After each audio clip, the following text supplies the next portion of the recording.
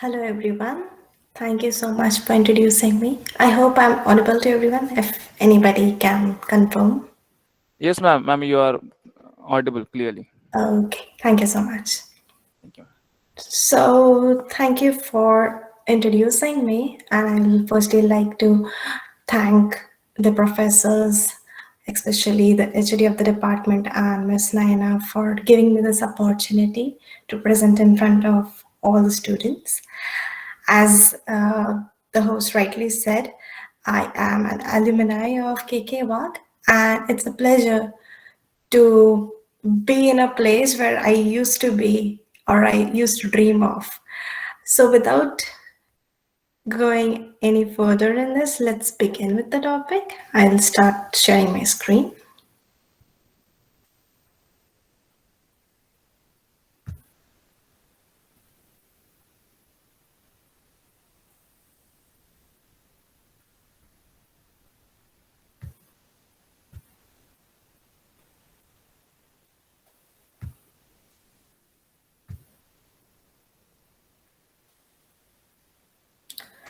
Okay, so once more, can everybody see my screen?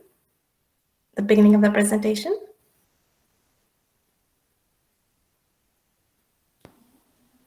Hello. Yes, Neha, your screen Okay.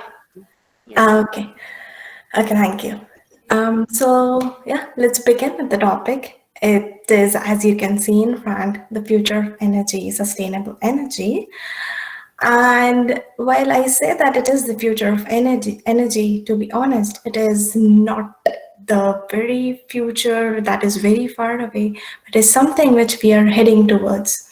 We all are practicing certain things which are taking us towards the sustainable energy. And I think we all must also be focused on, you know, as we are students now, so we can focus on studying or on gaining knowledge on things which take us towards this journey of sustainable energy. Fortunately enough, when we are electrical engineers, it is, a core of all us students that is revolving around electrical engineering, and that is sustainable energy. And when you come out in this world, you'll come to know that it really holds too much of importance. So I'll just take you to a quick journey of what sustainable energy is. And I promise I won't be using larger technical words. It will be simpler and knowledgeable for you. So, yes, why are we all talking about sustainable energy? And I'm sure you all have heard about and are hearing from 2 days or maybe from before about renewable sources of energy. You might have also heard about sustainable energy solutions, which are for climate change, or recently, many of you might have heard about COP26, COP26, that is the Conference of Parties which took place. And why are we all surrounded with these buzzwords? Have you ever thought about it? And when you think why all of this is happening, you'll come to know that it is all because of the energy that we need. We are hearing and listening that the world is going towards a place which is, increase of electrical energy resources, or the demand of electrical energy. But how much do we know that increases? So it's very important to understand what the future beholds, because that is how we become prepared of providing electrical energy or giving the abundance of electrical energy to the entire world, not just a single nation. But when I say sustainable energy, I am not concentrating about just one country like India, but I am focused more about the entire world. And that is where we all must direct towards nowadays. So as you can see, the figures are astonishing. Like even after COVID-19, we all knew that due to COVID-19, certain industries and commercial places were, shut down, and energy levels, like the need of energy, did reduce. But The pace with which everything again like bounced up is it's miraculous. Like you will be astonished to see that it hit back more stronger. Like for example, if you see the first point that the emerging markets are driving energy demand back about 2019 levels, that though it was just 1 year we had to recover, or maybe 1.5 year, the demand for electrical energy just boosted up. Secondly, the carbon dioxide emissions, not just CO2, but other greenhouse gases and everything, they were also on the rise. And though there was a dip only during the pandemic, everything is rising again with the 5% increase, though we feel 5% is a very small number. But when you see it with the statistics, it really brings a drastic change. The global coal demand in 2021 was set to exceed 2019 levels, and it has. And it has, surpassed all the peaks, which is like an 80% rebound. Just imagine what 80% rebound means.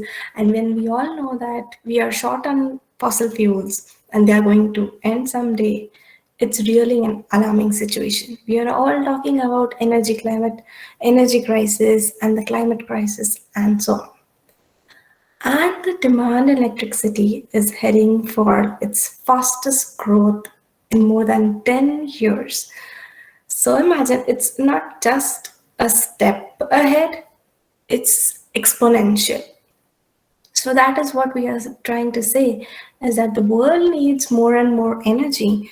The population is growing, the developing countries are become more fast in being developed. There are new technologies.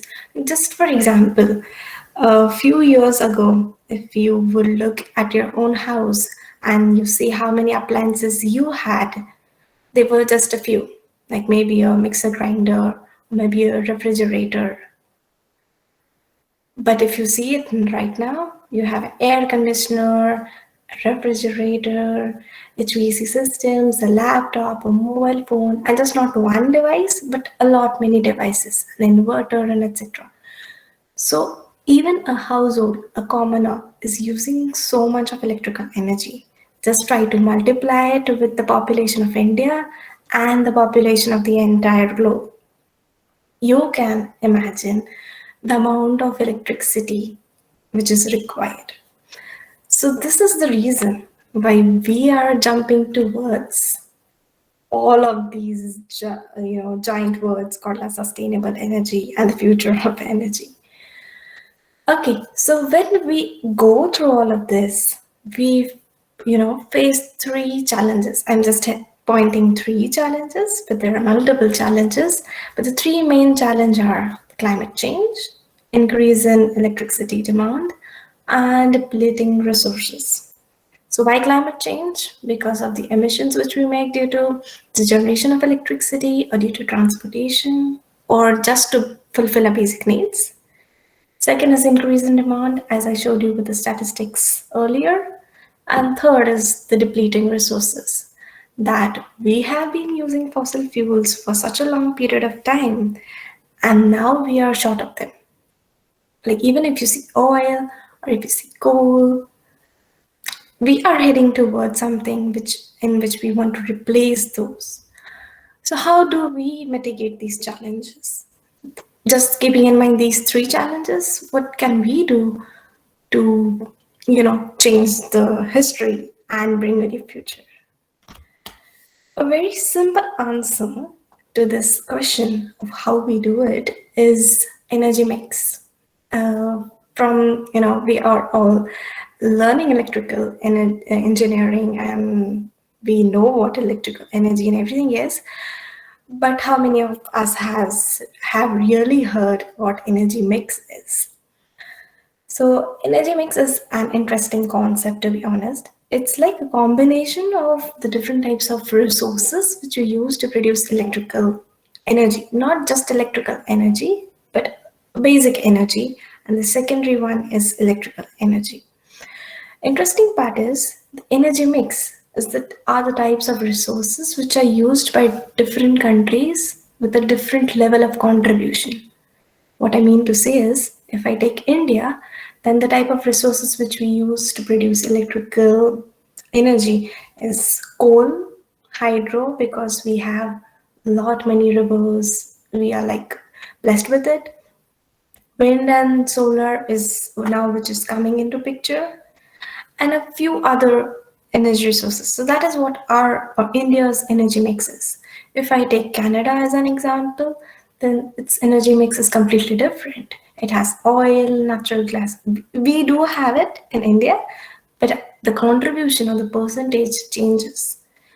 Coal and other renewable energy, bioenergy, nuclear is quite dominant in Canada. Hydro is also dominant. So, as you change from a political region, a geopolitical region, you will come to know that the energy mix changes, the contribution of each resource changes, and that is a vital step, or that is where you can change the game of mitigating the different problems which we saw earlier. So, as you can see in the screen here, this is the contribution of the different resources in Canada. And as you can see, that there's an 85% contribution of the sources which are fossil fuels, that is oil, coal. Natural gas is the compressed one, so it does have a contribution, but the coal and oil also have a contribution. But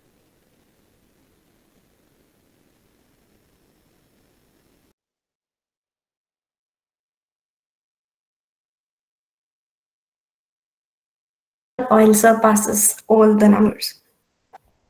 So what we can do is that is how if we change the proportion of the energy mix, we will be able to progress further. And the answer to this again is sustainable energy. As UN says that sustainable energy is meeting the needs of the present without compromising the ability of the future generations to meet their own needs. Though it sounds a little confusing, what it means to say is that we today need electrical energy, today in the sense a few years ahead too, and we know that a future is going to need it too. So, whatever resources we use today should not affect the requirements or how we fulfill the requirements of a future generation.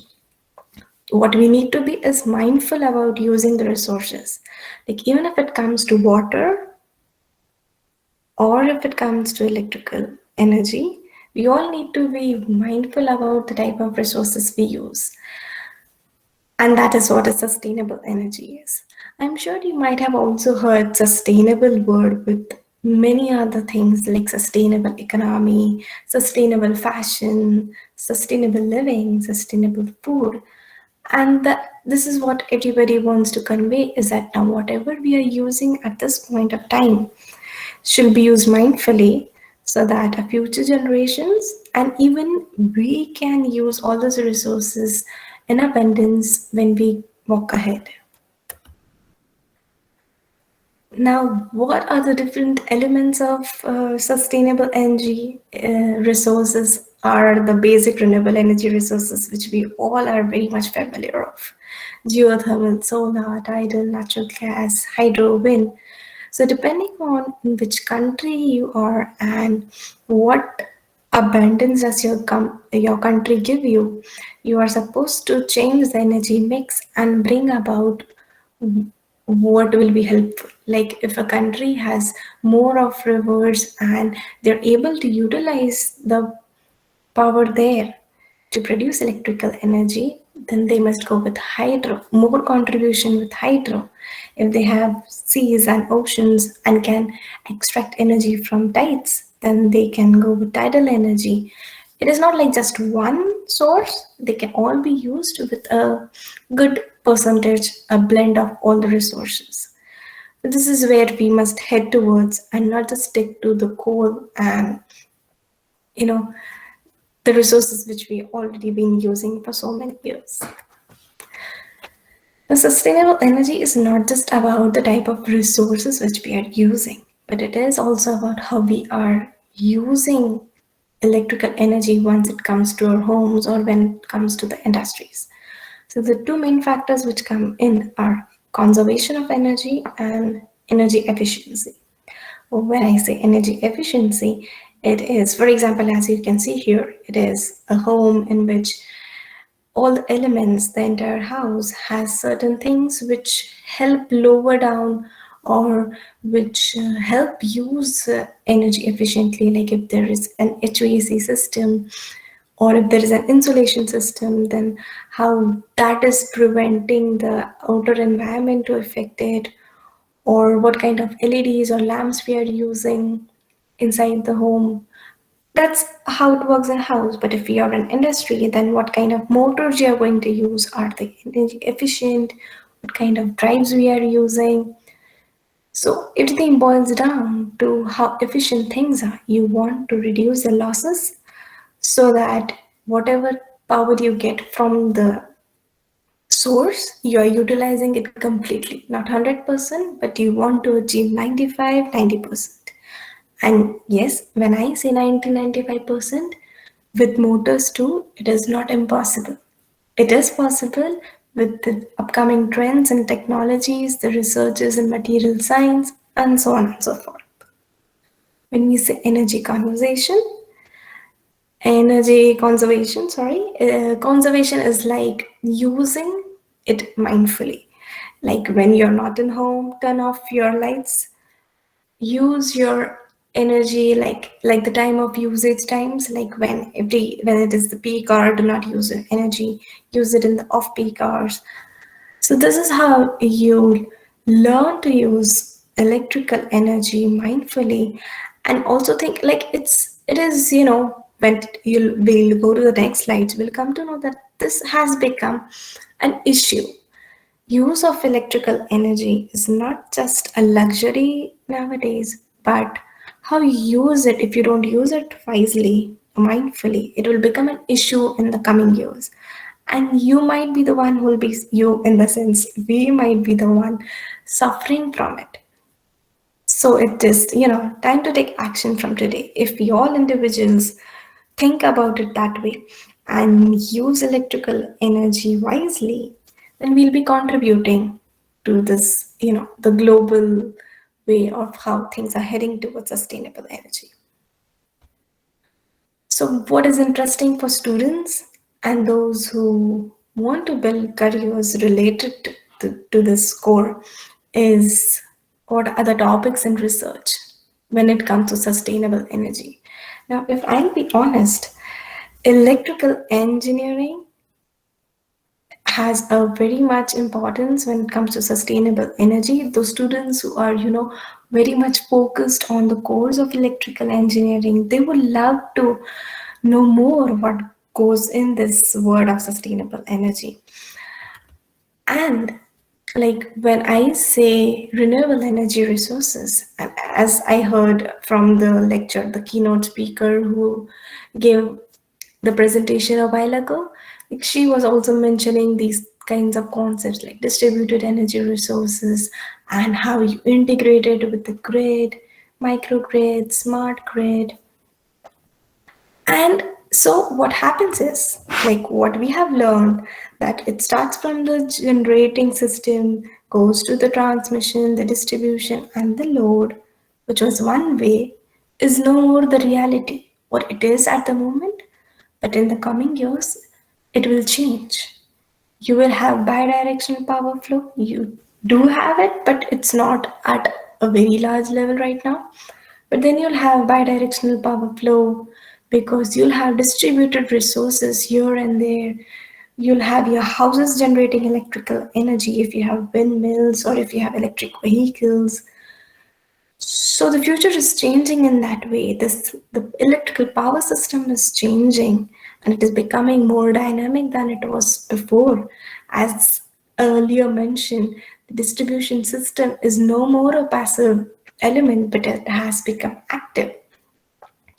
So when all these things come into picture, it for electrical engineers, for those who are in research, for those who are in engineering firms, the future is changing. We need to keep ourselves updated with how everything is going to go in the coming years. So these are some key points. we always forget about insulation. And to be honest, insulation is so important when it comes to electrical engineering. And when we are going to introduce renewable energy resources and then electronic converting systems or converters and modules, it is going to affect the insulation of the system. When we are going to introduce wind turbines or photovoltaic systems, the way they operate, the kind of transients that they go through are not the same which we face when we are using the thermal power plants or the conventional systems. So the insulation integrity is also going to become a very important factor when it comes to this new energy system. Power system stability, as we all know, the photovoltaic system, it has little to less inertia, and the wind turbine system and these renewable resources have, they are intermittent sources of energy. Like you're not going to get sunlight throughout the day. You're not going to get the same amount of wind speed throughout the day or the year or the month. So they are not reliable. So how you are going to make the grid reliable? Power quality issues, like I am not sure, but power quality, we are all acquainted with it up to now, and it is so important. At the moment, it is because we are just, connecting electronic devices to the system. But in the future, we are going to introduce electronic converters to the grid. And so, how are we going to mitigate those challenges? Then is the design of new protection systems. When we say we are going to introduce electronics a lot, not the electronics which are at a very small level, low voltage level, but now these will be on a higher level. So the kinds of faults which the system will go through will be different. So our conventional circuit breakers or the conventional relaying system might not work the way it is working at the moment. So we need to change those, or we need to bring some dynamics into them. Then we know about flexible transmission systems. Even they are going to impact how the grids are. And importantly, the grounding system. We all know about grounding systems and the grounding rods and etc. That is all good when it is the conventional grid. When you switch to the new grid, you'll come to know that the grounding gets affected a lot. And if your grounding is being affected, your neutral to earth voltages are rising, it is hazardous.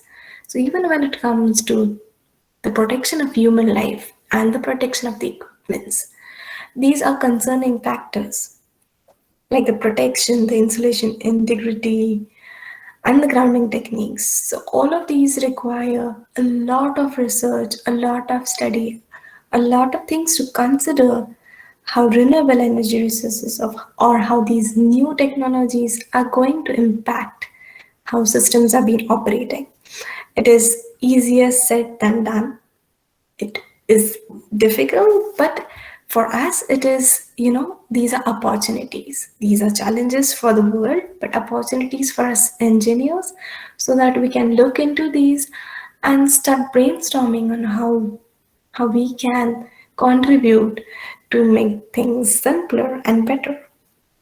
Now, when we say that we are going to make things smart and connected, I have written them separately, that we also come across Internet of Things, that is IoT, artificial intelligence, and again, cybersecurity.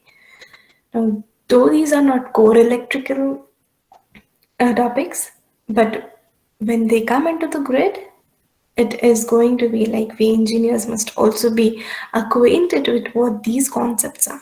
And when I recently came to know that KKWIEER is electrical engineering department also has this division of artificial intelligence and machine learning, it's really a very good thing to have. It's the future, and we must really head towards it. So for those who are good at, softwares and all, it's mind blowing stream in which students can invest and learn.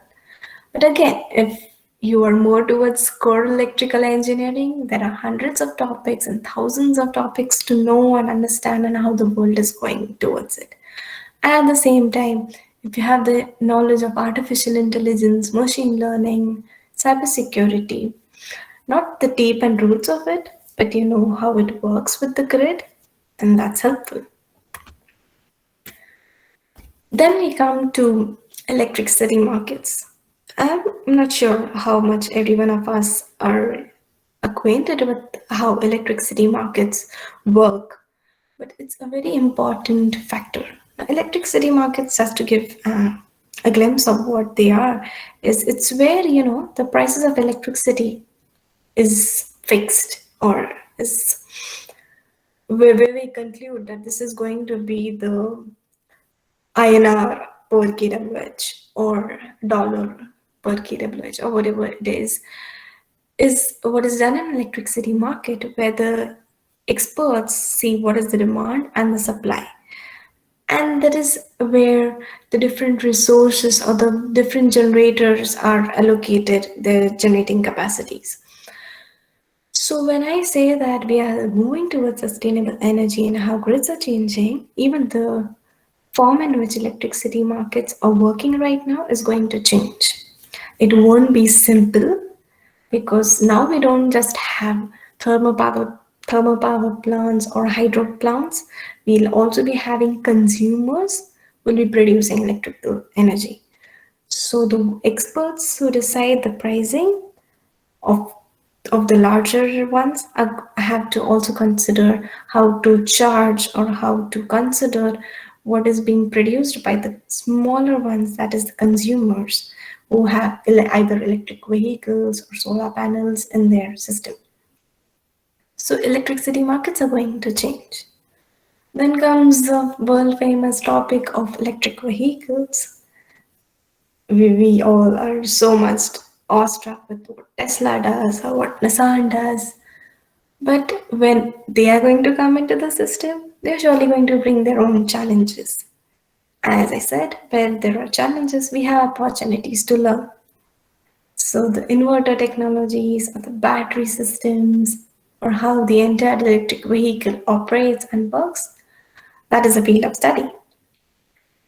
Then comes energy storage systems. Even if it is in the vehicle or if it is with the electric grid, that is when we are using renewable sources of energy, we need to understand how to incorporate energy storage systems.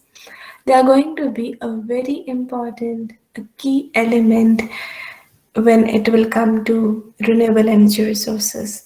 That if we do not have proper energy storage systems, we won't be able to capture the full power, the full capacity of the renewable sources of energy like solar or wind. Then comes green buildings, energy management systems. Green buildings is like, as we mentioned, that there's just one home which is sustainable. This will be the entire building, how it is constructed, what kind of electrical sources it uses, or how it manages the system.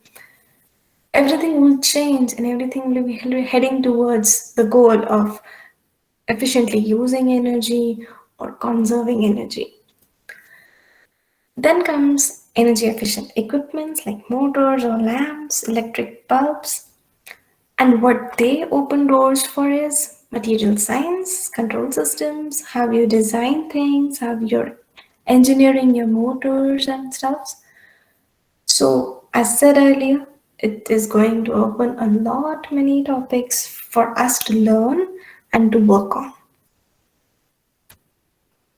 Okay, so everything said earlier is what you all are already acquainted with and have heard here and there. And as engineers, we know that we have to do all of those. But as an individual, as we always say, a citizen of the country, but as an individual who resides on this planet Earth with all other human beings around us, we are also now talking about sustainable development goals. We are all talking about how we can help the entire world in achieving things and going towards a sustainable direction. Now, we all must be proud that the Sustainable Development Goals includes renewable energy, or you can say clean energy, as the important goal in it. That is, as you can see, I've highlighted it here, that the number seven goal is renewable energy. And I'll just give you what a brief it is. What are Sustainable Development Goals? So these SDGs are universally set goals. Like it is not set by people from India or just from a specific organization, but different people, like different professional people, students, researchers from different parts of the world, not just developing nations or the developed nations, but everybody have joined hands to understand what is going to be required to make this world a sustainable place to live in the future. And that is what these SDGs talk about. So there are 17 sustainable development goals, as we saw earlier, that is here, and they have their own sub-targets and indicators.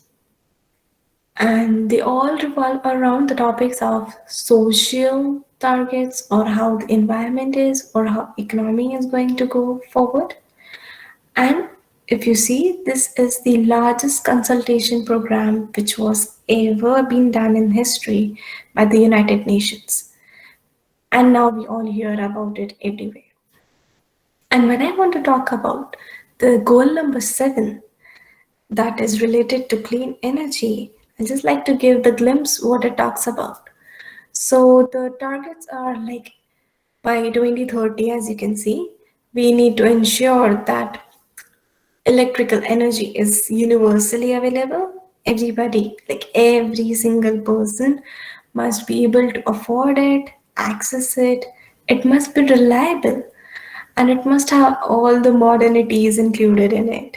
It's so much in one. If you see it as just a common person, you'll see, oh, that's so good. But if you see it with an eye of an engineer, of an electrical engineer, you'll come to know the challenges related to just this one sentence to make it affordable, reliable, and modern. The second point which they consider is that it must have a good share of renewable energy in the global energy mix. So, as I mentioned earlier, that the way we are introducing the energy mix, though it is country wise, when we see it globally too, the share of renewable energy resources must be good enough. It should be substantially more than what it was in the past. And the energy efficiency must improve. It should be double the global rate of what it is now. The other points are related to developing countries, and they say that the developing countries must have clean energy. And what they are saying in point 7a is that we must have enough resources or enough researches going on in this sector of renewable energy, of how hybrid systems operate, and how clean energy works. And the second point is that how we install these and how we put into action what we have researched and what we have learned from 7a.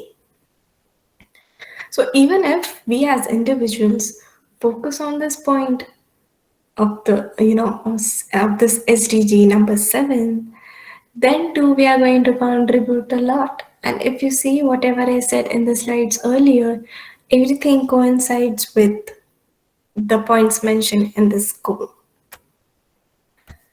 So you all will be happy to know that we are like in the end of the presentation. I'm mentioning these references, and these references are what I have used in the slides too. But I would like you all to always be updated about what is going in the world related to electrical energy and how things are headed. But always be sure to use authentic websites to learn things.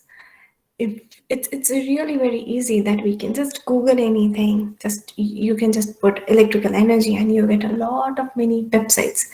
Make sure that you follow the right websites. You just don't end up here or there. Go to websites which are like I've mentioned here, the International Energy Agency or the Energy Information Administration, National Renewable Energy. These are international or related to South and North America. There are different websites which are related to India, but I will always recommend you to look what is happening globally and not just in your country. But it's really important to learn what or where the globe or the entire world is heading towards. And if you want to learn more about sustainable development goals and want to track how the SDG 7 is working, then these are the two ways in which you can track it. If you can see this image properly, then this shows how India is faring related to the goal number 7. So if you can see, the access to electricity is 98% of the population has an access to electrical energy or electricity. Then clean cooking, 64% of our population is cooking clean. 32% is renewable energy. That's a good number. And you can also see the country value of energy efficiency and how are the international financial flows and renewable capacity per capita. So it's really interesting to see how India is heading towards its goal and achieving it. How many of us knew this before I mentioned it on the slide? If you all knew, that's really good. This is how we must be updated with how the country is faring. It is not like just everybody is speaking about sustainability. It is how everybody is taking action towards it and how you are also taking actions towards it. First step starts with having the correct information. So instead of jumping to what you can do as a sustainable engineer, it is important to first know what it is, how you can, to learn how you can do things, and then go for action. So at this age, where we are still studying and our students, like we always remain students till the end of the life, but we must always look for such resources which gives you the real picture of how things are. You might think it might not be the real picture, but at least you have an idea. Always refer resources or websites which give you authentic information.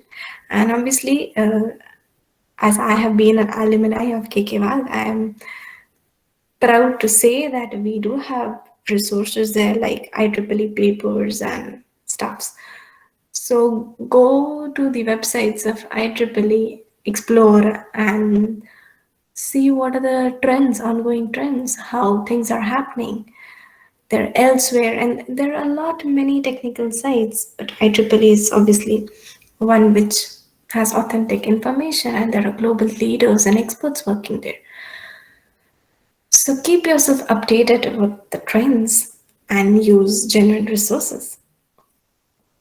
So, well, this is what I wanted to bring forth as I myself is a student right now and University of Waterloo, and I am studying sustainable energy. I would have loved to bring a topic which is more of technical and get you into it.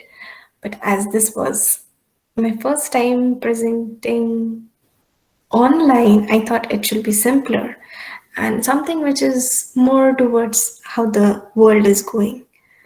And that is why I chose this topic. But we can always talk about microgrids and how to improve the stability and how you can do this and that with all the electrical stuff. So this was just an introductory and a short presentation, to be honest. I hope you all enjoyed it. And if the professors want, I can share my LinkedIn information with them so that you can have access to the knowledge which I have. I can help you in any possible way required. Thank you so much for giving this opportunity, and I end my note here. Thank you very much, ma'am. The presentation was really helpful. Any questions? If participants have any question, please put it in the chat box.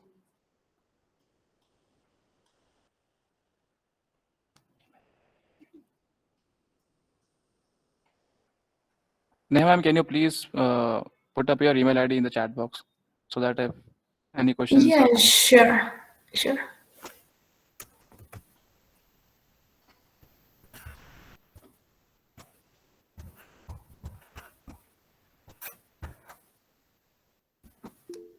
Also, if the participants want, I can share my LinkedIn ID Yes, so ma'am. that it's more easier to connect that way.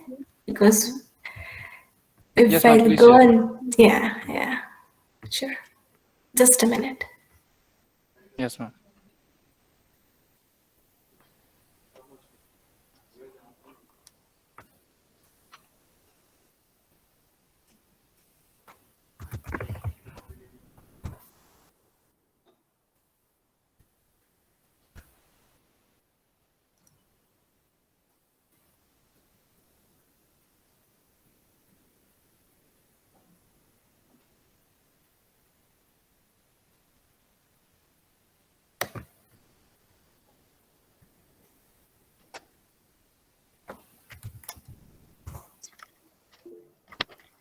So there you go.